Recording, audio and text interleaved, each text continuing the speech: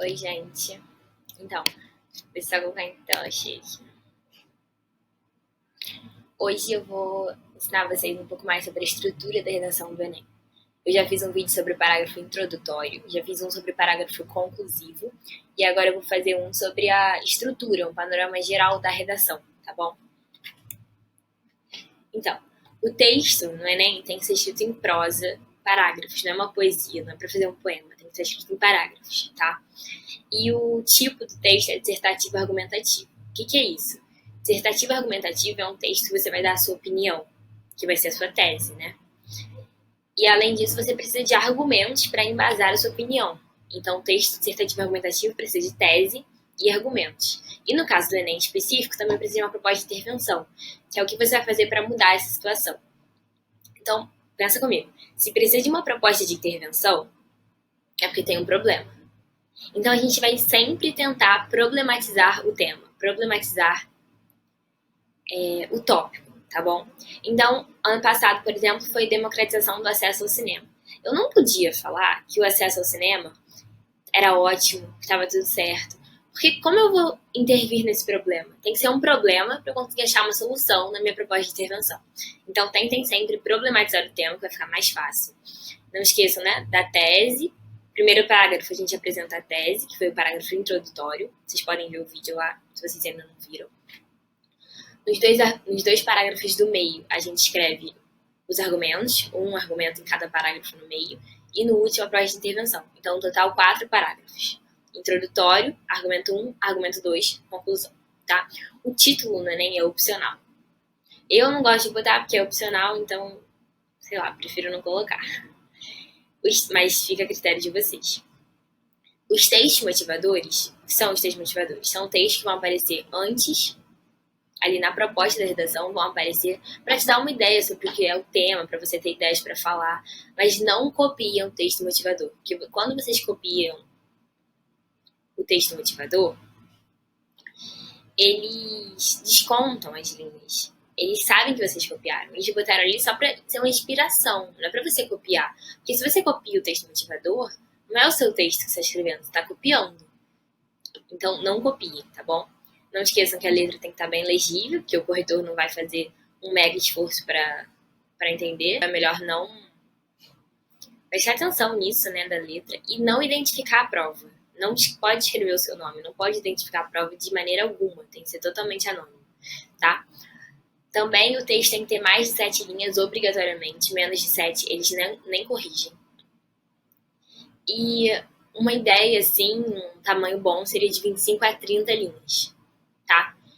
E o que eu faço? Eu ponho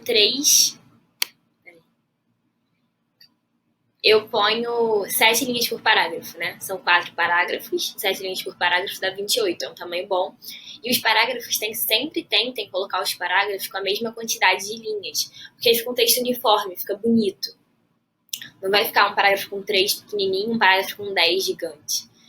Fica uniforme. E eu também costumo botar 3 períodos, né? 3 frases por parágrafo, que aí fica também uniformizado, assim.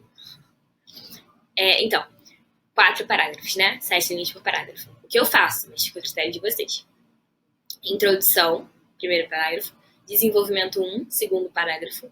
Desenvolvimento 2, terceiro parágrafo. E conclusão, quarto parágrafo. Na introdução, você apresenta a tese. No desenvolvimento 1, você põe o primeiro argumento. No desenvolvimento 2, o segundo argumento. E na conclusão, a proposta de intervenção, tá? Só que a redação do Enem, ela é corrigida por competências. A redação vale 1000 pontos, todo mundo quer tirar os 1000 pontos. Mas esses 1000 pontos são divididos em 5 competências, cada competência vale 200 pontos.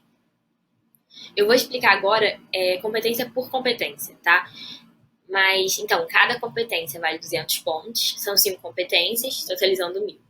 E você vai perdendo pontos de 40 em 40. Então, ou você tira 200, ou você tira 160, ou você tira 120. Vai diminuindo assim, você vai perdendo de 40 em 40, tá?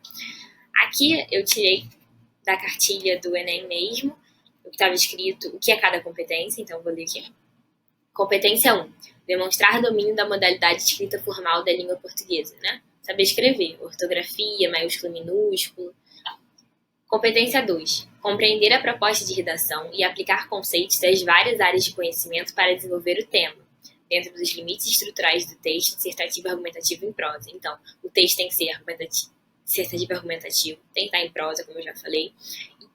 Aplicar conceitos de várias áreas é você trazer o seu conhecimento, que é botar a intertextualidade, né? É você trazer coisas de fora que você sabe e colocar no seu texto para adicionar. Competência 3. Selecionar, relacionar, organizar e interpretar informações, fatos, opiniões e argumentos em defesa de um ponto de vista.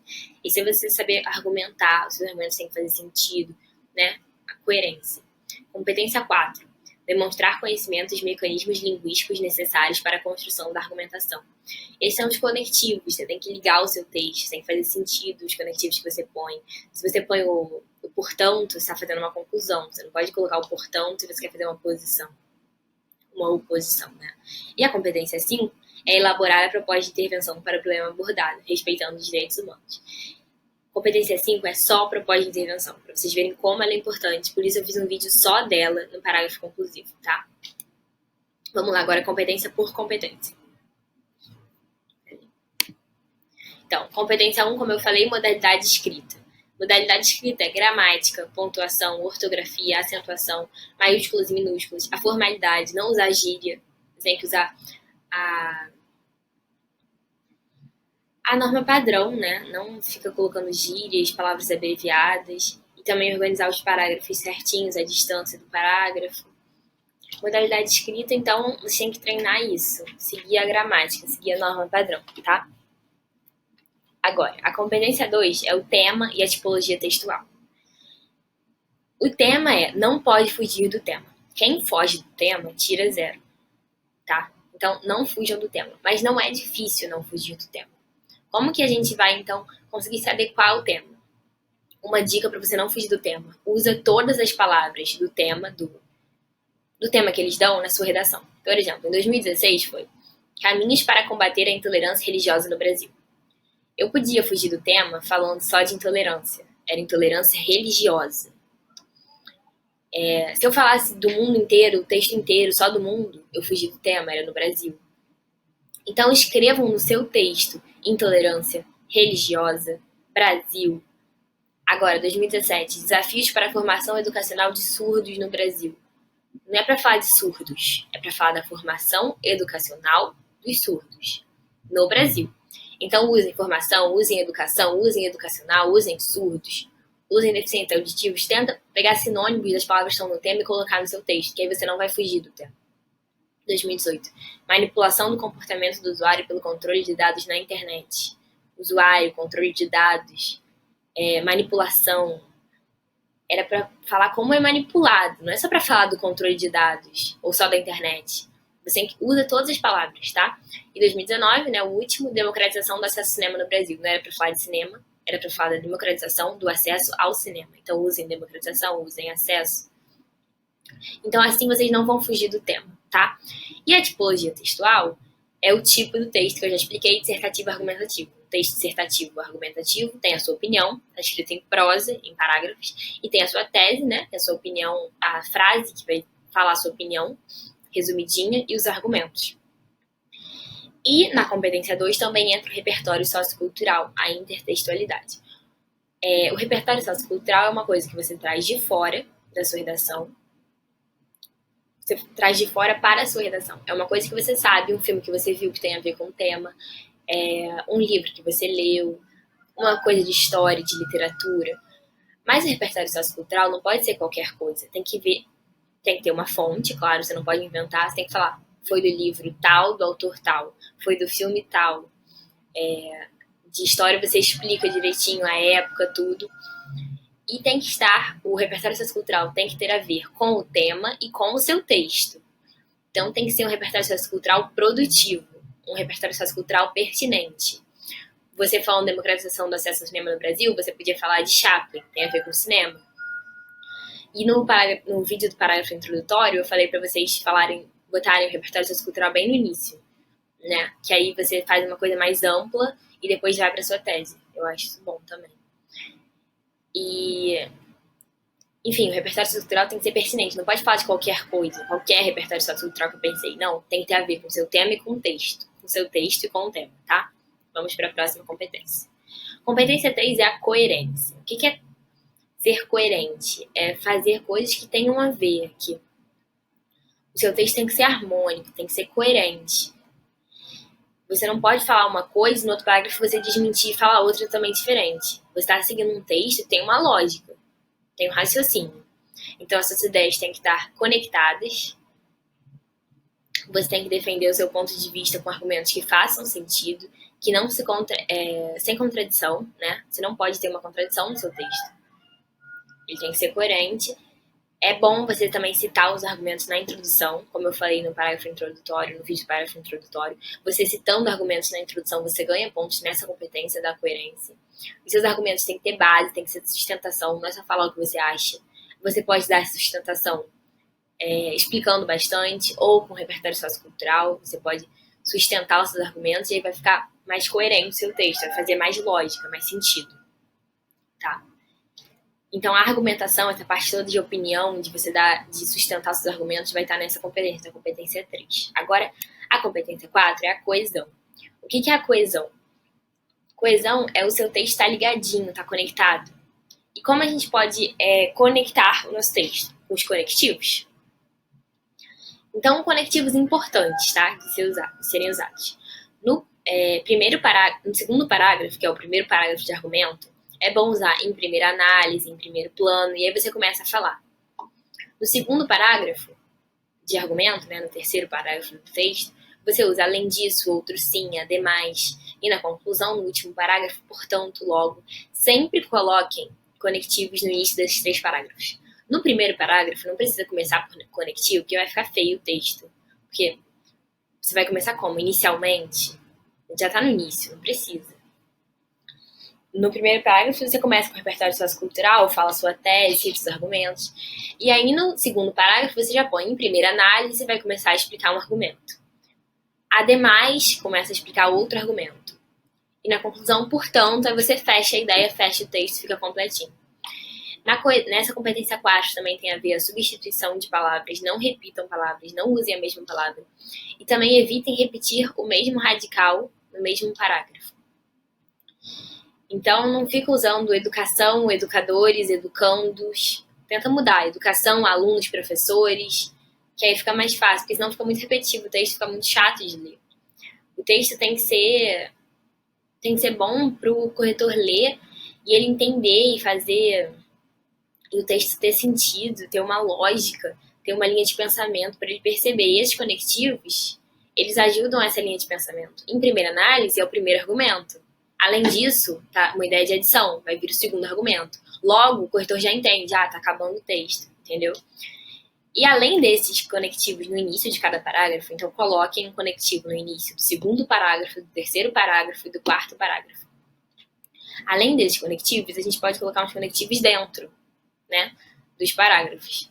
Por exemplo, mas, porém, todavia, contudo, entretanto, e, também, porque, pois, à medida que, todas essas palavras, conforme, são conectivos que eles dão uma ideia. Por exemplo, conforme você sabe que é segundo o que tal pessoa pensa.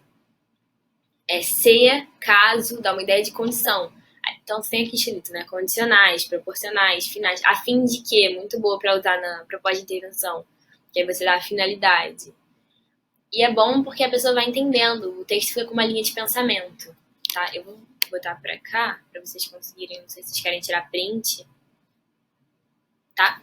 Os conectivos. Meu Deus. Foi. Agora, a gente tá na competência 4, agora a gente vai pra última competência, que é a competência 5. A competência 5, eu já fiz um vídeo inteirinho sobre ela, que é o vídeo do parágrafo conclusivo. Mas vamos agora focar na proposta de intervenção. A competência 5, eu sugiro que vocês coloquem, a proposta de intervenção, né? Eu sugiro que vocês coloquem no último parágrafo, vai ser uma conclusão. Precisa estar obrigatoriamente no último parágrafo? Não. Mas eu acho mais fácil, eu acho que o texto fica com mais sentido. Mas se alguém quiser inovar, pode colocar no primeiro parágrafo. Mas eu acho que é melhor não arriscar, porque é uma vez só, uma chance só, né? E na proposta de intervenção, a gente tem que dar uma solução para o problema do tema. Então, vamos voltar aqui para eu mostrar uns exemplos de tema. Olha aqui. Desafios para a formação educacional de surdos no Brasil. Eu teria que resolver o problema da formação educacional dos surdos. Eu teria que resolver, gerar, né, uma democratização do acesso ao cinema. Eu teria que resolver a intolerância religiosa no Brasil. E assim eu crio minha proposta de intervenção, que eu sugiro colocar no último parágrafo, né, para ser uma conclusão do seu texto. A proposta de intervenção, eu já disse no outro vídeo, vou falar aqui agora, tem 5 elementos principais, assim, essenciais. O agente, que é quem vai fazer a ação o que vai ser feito, o meio, como vai ser feito, a finalidade, para que vai ser feita, e o detalhamento, que é dar mais detalhes, melhorar a sua proposta de intervenção, para o corretor perceber que você realmente pensou. E cada um desses elementos vale 40 pontos. Então, por exemplo, eu esqueci o detalhamento, vou tirar 160. E essa competência, para mim, é uma das mais fáceis de você garantir o 200, porque é só você fazer, só você seguir isso. Não esquece de colocar o agente, a ação, o meio, a finalidade e o detalhamento. Você garante os 200 pontos, tá? Então, gente, seguindo essas diquinhas e vendo um pouco mais do panorama geral da estrutura da redação do Enem, eu acho que vocês vão garantir uma ótima nota. E vejam também os outros vídeos de parágrafo introdutório e parágrafo de conclusão. E é isso, eu espero que tenha servido de alguma coisa para vocês. Obrigada pela atenção.